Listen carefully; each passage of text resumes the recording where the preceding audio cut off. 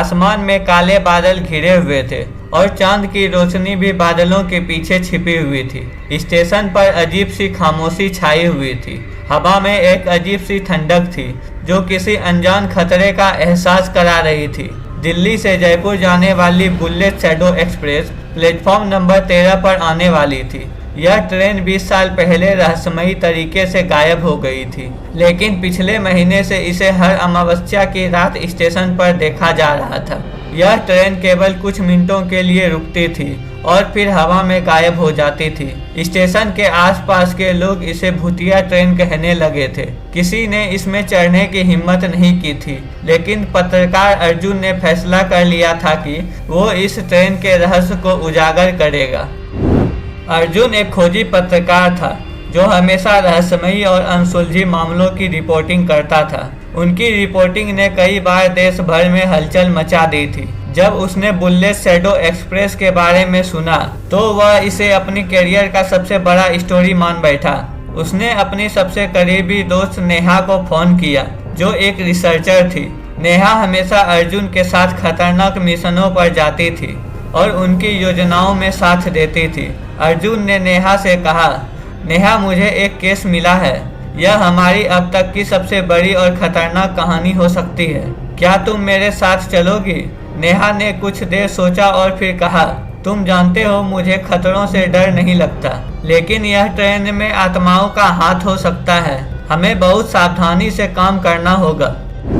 अगले दिन दोनों स्टेशन मास्टर श्रीधर से मिलने पहुंचे। श्रीधर, जो अब बूढ़ा हो चुका था, उस रात का जिक्र करते हुए कांपने लगा। उसकी आंखों में डर साफ झलक रहा था।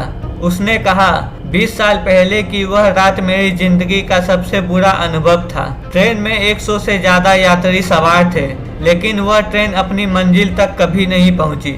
आखिरी बार इसे जंगल के पास की सुरंग में देखा गया था। उसके बाद न ट्रेन का पता चला और न ही यात्रियों का। और अब हर अमावस्या को यह ट्रेन लौटती है, लेकिन जो इसमें चढ़ते हैं वे वापस नहीं आते। अर्जुन ने पूछा, क्या उस सुरंग में कुछ अजीब है? क्या वहाँ पहले भी कुछ ऐसा हुआ था? श्रीधर कांपती आवाज में कहा, उस सुरंग को श्रापित माना जाता है। लोग कहते हैं कि वहाँ एक आत्मा भटकती है। वह हर किसी को अपनी गिरफ्त में ले लेती है। अर्जुन और नेहा ने तय कर लिया कि वे इस बार ट्रेन में चढ़कर इसकी सच्चाई का पता लगाएंगे। अमावस्या की रात, घड़ी में रात के 11:50 बज चुके थे। स्टेशन पर सन्नाटा पसरा हुआ था। ठंडी हवा में अजीब सी गंध थी, जैसे किसी पुराने लोहे से आती है। जैसे ही रात के 12 बजे दूर से ट्रेन की सीटी सुनाई दी। प्लेटफॉर्म पर अचानक अंधेरा छा गया और ठंडी हवा ने माहौल को और डरावना बना दिया। धीरे धीरे ट्रेन प्लेटफॉर्म पर आकर रुकी। यह ट्रेन बिल्कुल वैसी ही थी जैसे श्रीधर ने बताई थी, काले रंग के, बिना किसी रोशनी के, और हर डब्बा धूल और जंग से ढका हुआ था। अर्जुन ने नेहा की ओर देखा और कहा, यह सफ़र आसान नहीं होगा। नेहा ने सर हिलाया और दोनों ट्रेन के अंदर दाखिल हुए। जैसे ही उन्होंने ट्रेन में कदम रखा, एक अजीब सी ठंडक महसूस हुई। डब्बे के अंदर घना धुआं था और हर कोने से रहस्यमयी फुसफुसाहटें सुनाई दे रही थी। सीटें धूल और मकड़ी के जालों से भरी थी। अर्जुन ने ध्यान से चारों ओर देखा। एक डब्बे में कुछ यात्री बैठे हुए थे, लेकिन उनके चेहरे धुंधले और भावहीन थे। वे बिना हिले डुले एक ही दिशा में देख रहे थे। अर्जुन ने धीरे से कहा, नेहा, ये लोग सामान्य नहीं लगते। नेहा ने कहा, यह सब कुछ असामान्य है, हमें सतर्क रहना होगा। अचानक ट्रेन ने अपनी गति बढ़ा दी। खिड़की से बाहर का दृश्य धुंधला होने लगा। नेहा ने खिड़की से झांकते हुए कहा, अर्जुन, यह ट्रेन जंगल की ओर जा रही है। अर्जुन ने जवाब दिया, यह वही सुरंग है जिसकी बात श्रीधर ने की थी। हमें तैयार रहना होगा। ट्रेन सुरंग के पास पहुंची और जैसे ही वह अंदर दाखिल हुई, चारों तरफ घना अंधेरा छा गया। ट्रेन के डब्बे के फर्श पर अर्जुन को एक पुरानी डायरी मिली।